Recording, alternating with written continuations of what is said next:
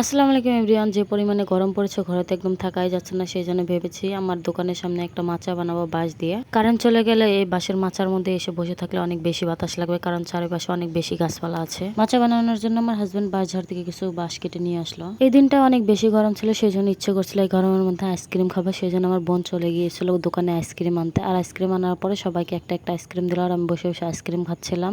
আর এদিকে আমার ভদ্রলোক বাবাকে বসিয়ে দিয়েছিলাম দোকানের ভিতরে। সে তো দোকানে বসতে পারলে তার আর কিছুই লাগে না। এই ভদ্রলোক যে দোকানে বসার পর কি করবে সে নিজেও জানে না, অনেক কিছু নিয়ে ঘাটাঘাটি করে। আর দোকানের ক্যাশ বাক্স যদি খুলতে পারে তাহলে তো কথাই নিয়ে, দেখেন ক্যাশ বাক্সের টাকাগুলো বের করে সে কি করছে। এই ভদ্রলোকের খেলার জিনিস হিসেবে টাকা পেলে তার আর কিছু লাগে না। ছোটবেলায় থেকেই দেখছি আমি টাকা নিয়ে অনেক বেশি খেলাধুলা করে। এই ভদ্রলোককে তো আর এমনি এমনি ভদ্রলোক বলি না, দেখেন টাকাগুলো বের করেছিল, আবার কি সুন্দর করে ক্যাশ বাক্সের ভিতরে ঢুকিয়ে রেখে দিচ্ছে টাকাগুলো। আর এই দৃশ্যটা দেখার পরে আমার কিন্তু অনেক বেশি ভালো লেগেছে।